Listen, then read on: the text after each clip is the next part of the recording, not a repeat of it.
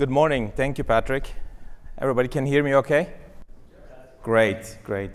So before we start, actually I have 2 points before we go into the presentation. One is a disclaimer. So for those of you that will be doing a techno bingo during my speech, I will use terms like new normal. I will use supply chain disruption, definitely digital transformation, right? The perennial favorite. I might sneak in digital twin, and I'm gonna avoid using AI. So we'll see how I do. So that's the one disclaimer. A second one is managing expectations, right? We are all technology professionals here, and it is very important for us to really set the stage right. So when Chris McCauley from Axway reached out to me and said, hey, do you mind being a keynote speaker at our event? I had to pause a minute because I had just come from a conference where General David Petraeus was the keynote speaker. You guys may know him, right? 4-star general, led the international forces in Afghanistan, director of CIA. So during my session, you're not going to hear anecdotes or life-changing decisions around how to avoid nuclear war or, sort of go through those challenges. So it will be a sort of a humble, what our journey is, humble journey as we go through this, the disruptions, as I said, in supply chain and how as APL Logistics, we are, addressing it. So hopefully, I got everybody on the same page so we can kind of move forward. So who is APL Logistics? Some of you may know, may not know us. Our US headquarters is in Scottsdale. Globally, we are based out of Singapore. So we're part of KWE. KWE is a Tokyo-based global freight forwarding and logistics organization. So between KWE and APL Logistics, we're a little over $7 billion business. APL Logistics focuses primarily on the solutions and logistics part of it, while KWE is primarily focused on the ocean freight and air freight business. And today, among you, we have both our colleagues from KWE as well as APL Logistics, and hopefully you'll get the chance to talk to them and learn more about us. But one of the interesting things is we're globally present, which essentially drives a lot of the work that we do for our customers. Our aspiration is we are today about number 14 in the world, globally in the transportation logistics sector. By 27, we want to be in the top 10. So we have a lot of work ahead of us. We're very excited, partnering with Axway and others to get us there. So from an organization perspective, we operate in 60 different countries. And we support primarily our customers are global multinationals or global Fortune 500 companies, partly because a lot of the things that APL Logistics gets involved in really in the complex supply chain processes. We bring our service, expertise, as well as our technology to the forefront. How do we do that? Obviously, I'm privileged to be here in front of you today. I represent a broad team of APL Logistics technology professionals. One of the key tenets of our sort of technology team is, and from Paul and Patrick, I've been hearing a lot about the customer success, which is what, sort of the key tenet for Axway. It is very critical for us too, because we call it zero distance to customer, because essentially the work that we do is integrated in our customer supply chain, and we need to make it as seamless as possible for them to be successful. Secondly, our job is logistics technology. That's what we focus on. We're not necessarily mastering on other areas. So we've really honed in on our IT people, whether they're in the field IT, they're in infrastructure, they understand the domain of the logistics. They understand the terminology, the nomenclature. They understand the critical factor that we play as a role in our customer supply chain, making sure that their operations are not disrupted. And finally, it is a one IT team, and if we work asynchronously, for probably like many of you, our global teams and IT teams are in 30 plus countries, but primarily Scottsdale, Singapore, and Chennai are sort of our core engineering hubs that build enterprise scale solutions for our customers and our operations. And again, I'm privileged to be here. I've been with APL Logistics as 4 years as a CIO, and we'll share a little bit of the journey that we've been going through. But before we go into that, a little bit of the context. Again, I called out new normal, right? I know everybody's tired of hearing this. And supply chain, we were really excited because prior to 2019, nobody really paid much attention to supply chain and logistics, right? It was kind of like, yeah, it's just boring. I mean, it's warehouses and ships and railroad, etc. Of course, we became really forefront. In some ways, not a good way, right? Because of the disruptions. But the key thing here is, uncertain as the new normal, what I'm trying to call out here is, what we're now hearing from our customers Yes, supply chain disruption, some of it has been addressed, but what's really different this time is the customer's expectations around decision making, because everybody now realizes that, okay, whatever we try to do, predict, forecast, what have you, that is really futile. So how do we have the flexibility to be able to make the decisions that are impacting our business a lot more effectively? And those are some of the conversations that we're having with our customers. We're talking to them about the sort of the physical layout, like sourcing network, the physical network, if you will. We're talking to them about the financials. How do you manage your working capital? How do you manage your inventory levels? How does the Scope 3 greenhouse gas emissions impact their objectives and what they do from a financial obligation perspective? Because these are now real commitments that everybody's making to the street, so they have to really support that. And then finally, from a talent perspective, are they finding the right skill set, whether it's the workers in the warehouses or the truck drivers or the ship operators, to the people that have the expertise to bring the supply chains to life. So those are some of the discussions we're having in the broader supply chain industry. Let me just kind of look at it a little bit from a technology side. And I don't know if this picture resonates with many of you, but I would submit that any company that has been around more than probably 15, 20 years have a technology landscape something similar to this. What I'm trying to say is, we made, and this is sort of the evolution of where we started from, right? We made decisions, one good decision at a time. And especially this is true for the supply chain industry, because we're so much integrated and baked into our customers' operations. So you have this extreme customization to serve their needs, which then how do you sort of make that at scale? So it has become a little bit of a difficulty. In the past, in 80s and 90s, as you all know, we all invested a lot in ERPs. We made SAP and Oracle really, really rich. But then we ended up with these monoliths, which is very difficult to change, very difficult to operate. And talking about the uncertainty, talking about the decision making, it's becoming very difficult now. So now we end up with this sort of this ball, has different components, different capabilities spread, and a lot of silos. Now, like any good decisions business, this is an interesting, I thought I'd share with you guys. There was a survey done by PwC back in 2022, and they surveyed the chief supply chain officers, not necessarily technology executives, and they found that this is actually stunning in some ways. 4 out of 5 supply chain officers said that the technology investments failed to meet the expectations. Now, I would say that for most of you, this is not a surprise, because we're in technology, and I tell our customers all the time, if you think that technology as a silver bullet solve your problems, I mean, be my guest, you're going to spend a lot of money and time trying to get there.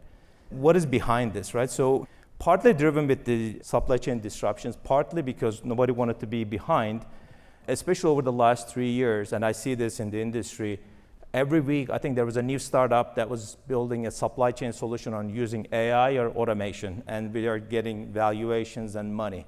Now, things are stabilizing, right? So I think we're getting to a little bit more of a steady state, which is where more logic starts to kind of form up. But the key thing is, technology alone is not the solution, right? You have to kind of have the process, people, the old people process technology still works, and I think it's a key factor. So what does that really mean? As consumers, we are so used to today to live in this sort of the left side, right? We're very digital. We expect everything to be really real time. And everything is connected. In some ways, we even volunteer our data to be able to get that connectivity so that we can go from one platform to another, or one system or one solution to another without any disruption, if you will. But the reality is, on the supply chain industry, if you will, and some of you may be there, and my colleagues will agree, we are still kind of living on this other side, the right-hand side, which is things are still very manual. So if you think about a supply chain, from all the ways from factory to your door, you could have 30 plus different participants in that ecosystem. You could have a mom and pop truck driver in Philippines island hopping, so there's activity that's happening. Patrick mentioned Brazil. You'll probably have to have stack of paper going from one state to another, so there is that. And when you look at the global trade, this becomes a very, very, very difficult thing to do, and it's not a single owner, it's very fragmented and so many players. Second thing is, we still operate in one way in a batch mode, so things kind of happen overnight, and we move mass amount of data because the amount of data is pretty significant to be able to get to where it needs to go. So it still works in a batch mode. And then it's still siloed. So a lot of these things are sort of stuck in your TMSs, your ERPs, and oftentimes any given customer will be using multiple logistics providers to operate their global supply chain. So this is where the challenge is. But the expectation is here. So how do we get there? I mean, obviously, this is not as easy to solution, right? We have to really kind of think through how do we sort of decipher it. So what's becoming more critical now in the logistics industry is really three key things. One is, how do I automate the manual? How do I integrate the disconnected? And how do I bring the data that I have just generated and connected better insights with that? If you can address all three things, then we're good. So we address all the problems. That's the easy part to say. So how can we do this? APL Logistics, we're in the middle of this journey. The way that we approach this is, I'm a big believer in leveraging sort of your ecosystem to get to where you want to go, and then really focusing on what you're good at. That's what we try to do. Again, by no means we're at the end of the journey. We're sort of learning as we go. So what we want to focus on as APL Logistics is really on data integration and automation. We work with a lot of technology partners and providers like Axway to help us in this journey. They help us on an enterprise scale, bring their best-of-breed solutions to market. We also work with supply chain technology providers to understand how some of their capabilities could help our customers, our operations. And we also work with the startups and early innovators figuring out how some of those things that might be happening can help our customers, and then sort of decipher it and demystify it for our customers so that they can actually approach us to get not only their supply chain expertise, but also the technology capability, if you will. In order to achieve this, we kind of looked at it, and this is the methodology that we followed is not uncommon, and many of you probably are in this journey, perhaps even further than us, but it really starts with the business strategy. So you have to have a really line of sight from the business strategy into the IT outcomes that you want to get to. So unless we can clearly define it, that is going to be a really difficult sort of something to quantify and justify. We looked at it from the customer experience journey. So what we wanted to do is we looked at our customer journey, and we wanted to identify where we have the friction, the most friction with our customers, when they want to do business with us, and how can we start addressing it. So we called it like a beachhead. Let's kind of focus on this. Let's not try to kind of address everything. Let's establish a beachhead. Let's learn and gain some confidence and competence so that we can start to sort of aspire for the bigger methods. And then we also looked at it when we do our modernization, IT modernization, not just approach it as we're going to move to cloud, et cetera, but really figuring out what business value is this driving. Yes, certainly there's reducing the SG&A, indirect costs, those are all good benefits, but how is this helping our growth? How is this helping our cost to serve from an operational perspective? Really having those conversations with our business partners was really key for us to be able to sort of establish buy-in, if you will. Then, like I said, there's multiple ways to do this. What we found, one method that to be successful, again, not really overly complicated, but it's really starting with the big planning. What we mean by this is, I know many of us do multi-year planning. You have probably 3-year rolling plans, both from a business strategy as well as IT perspective. One difference in this case, at least we felt that we were able to do is, and we had a supportive board, from a funding perspective, yes, the funding typically happens on an annual cycle, many companies do, but we actually got sort of a soft approval for our 3 to 5-year plan from the board. The reason being is we wanted to avoid the peaks and valleys, right? Because when the times are good, investment comes in, that's great. When times are bad, then you're just seeing this valley. What happens with peaks and valley, it really impacts your decision making, and you're shortchanging, right? You're doing shortcomings. So being able to be consistent investment in technology was a critical aspect of it, and we were able to get our board supporting that. The second one is about 3-4 years ago, because we were really going fast, we wanted to sort of be really close to the customer. We were building solutions that fit the customer, but we're not really spending a lot of time looking at the enterprise scale and saying, well, that customer asked for this capability in India. Well, can I use it in Japan? Or what about the one in China? They're using this kind of capability. It sounds similar. How do we do this? Now, again, for some of the organizations that are mature, this is a very common practice. So we had to kind of pull back and say, how do we work as an enterprise and bring in some new talent that has that expertise? And finally, execution part of it is really small, really with small and quick iterations. One of the, at least, decision factors that we try to do, and again, this is a struggle that we work on it every day, if any business outcome takes more than 3 months to do, we pause and say, let's just see if that actually makes sense. Let's see if we can make it even smaller. Because at the end of the day, and coming into this job, and the little bit of our legacy was, we were doing this big 18, 24-month projects, and at the end of the day, as you guys know the answer, right? The expectations, you never meet the expectations. You do all this 18, 24 months thing, and business expects this, and actually business already moved on, and you deliver X, and they expect Y. So we felt that anything that is going to take more than 3 months, let's not do it. Let's try to get it to that minimum viable product that makes sense. And it's not an easy thing to do. Like from a business perspective, they say, no, I got to have everything. No, if I don't have it, I can't operate. So that requires a little bit of a changing the operating model as well, not just on the IT side, on the business. So those are some of the things that we were able to do. Now, and then finally, bringing an organization, the organizational model has to be there too, right? You have to have it's not about just the talent, the right skill set and right people, but you design the organization with the right skill set of people. In our case, we actually brought in about, I want to say 20 to 25 people that were part of business into our technology organization. We created this hybrid environment where they can actually work on products jointly. So again, this was a little bit of a new thing for us.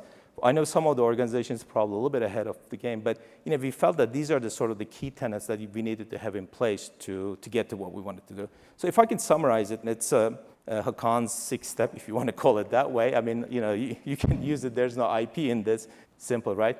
Build a vision and strategy, and then establish an enterprise architecture discipline and a product management discipline. This was a really critical factor for us because you need to be able to have this outlook around when we do a product, both from a commercial and technology perspective, what is the P&L, what is the business outcome that we're trying to reach, and then how do we architect it? It has to all come together. When we do IT modernization, we have to do it with a business value. There has to be something for the business at the end of it. And it can't be just IT for IT's sake, right? So we have to really think through how we get there. And then the fourth element is really destroying these data silos. I mean, one of the most important things and this is a little bit overused term, but data is the new gold, right? For supply chain industry and logistics, that's what we operate. We are an asset-light provider. So the data about where your shipment is, what's happening, what are the exceptions, is very critical. To be able to break down the silos and make that information available to our operators, our people, to be able to make decisions, work with our customers was critical.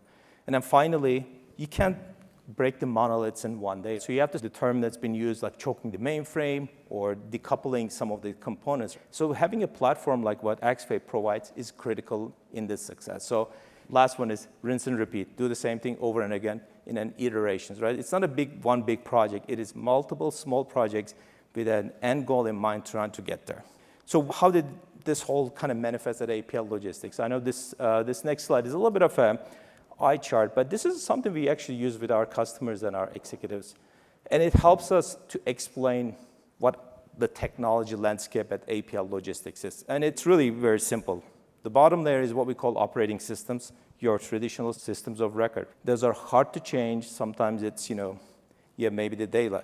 Now, in our case, because we are a logistics company, in many cases, our customers have a lot of operating. They have invested in that part of technology. In some cases, they haven't. So they have a choice to use ours. They can use theirs. On the top layer, what we call is the customer experience layer. In the past, we were struggling because of the limitation of the operating systems to be able to offer flexible customer experiences depending on what they needed, what our customers needed, what our operations needed. So we decoupled that. Because technology pervasive, right? So we're giving our business partners capability with low-code, no-code platforms. Go build your app, but that app has like a very low-end, not high technical debt because that's a consumable front end that you can throw it away and just build a new one. That doesn't cost us a lot of money because the money is really on the operating systems. So to differentiate ourselves from the others, what we said is, okay, we are going to build this layer, what we call our data integration hub, and it's really investing and putting our resources and time and money on getting sort of mastering that, understanding our data.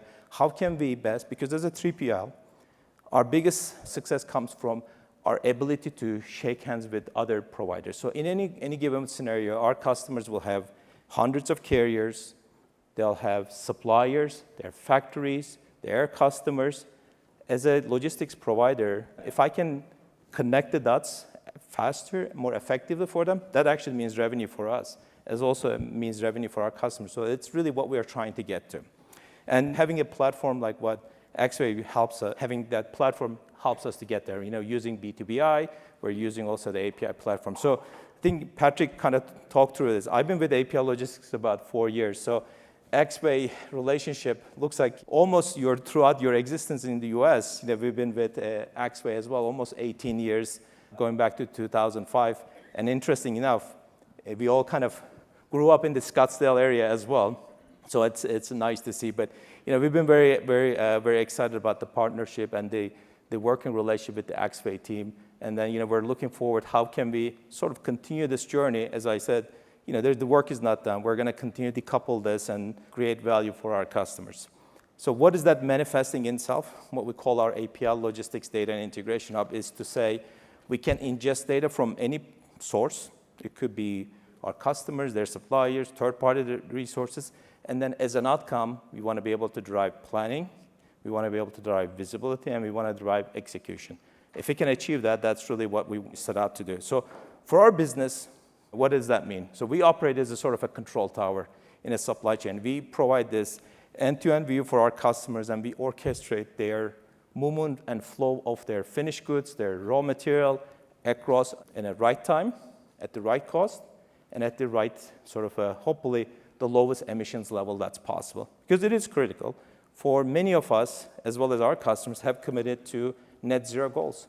And that's not going to be achieved just simply tackling what we call Scope 1 and Scope 2, which is typically what you control, the emissions you control within a physical facility. Scope 3 really speaks to this like the transportation leg, if you will, of your product. It's a complicated one to tackle. So what we were able to do with these sort of the architecture, we're able to offer our customers some actually award-winning solutions in making decisions based on cost, based on emissions, based on capacity, to be able to make those decisions even more further up. So what they want to do, what they get out of this is, instead of building a bunch of product and then sitting in their warehouses, really driving based on the demand, based on the need, they're able to make production decisions a lot more effective and more upstream using some of these technologies that we were able to provide. And that essentially creates a competitive edge for APL Logistics.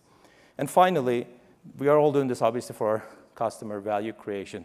There's financial benefits for them, right? The working capital, making sure that we reduce that, their operating costs. Typically for any given industry, transportation and logistics is probably one of the significant cost elements, and they have less control of it. So that's why they rely on companies like us to help them. Second one is their operational efficiency. Again, looking at their emissions, looking at their product lead times, how can they get the right product in the right place, and then sort of execute their operations. Many of our customers are in the industrial, textile, apparel, automotive industry, which requires that sort of a sophistication and execution. But finally, at the end of the day, just like what we're trying to do for our customers, what they're trying to do is really improve customer experience for their own customers. And that's really the ultimate goal. So finally, I guess if I can summarize, what the journey that we went through, again, and still continue on, it really boils down to the people part, right? You have to have the good executive support. You have a board that supports and then buys into the vision and supporting it. You have to have the talent in the team, not only the IT, but also the business talent that can actually deliver these results, which I'm privileged to have that at APL Logistics. And then finally, partners like Axway that can come along with your journey. I do like how Paul and Patrick kind of set this up as a community.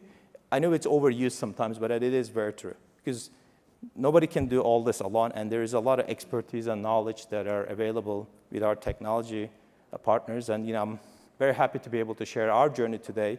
And hopefully, if there are any questions later on throughout the day, me and my team will be able to answer that as well. So thank you very much.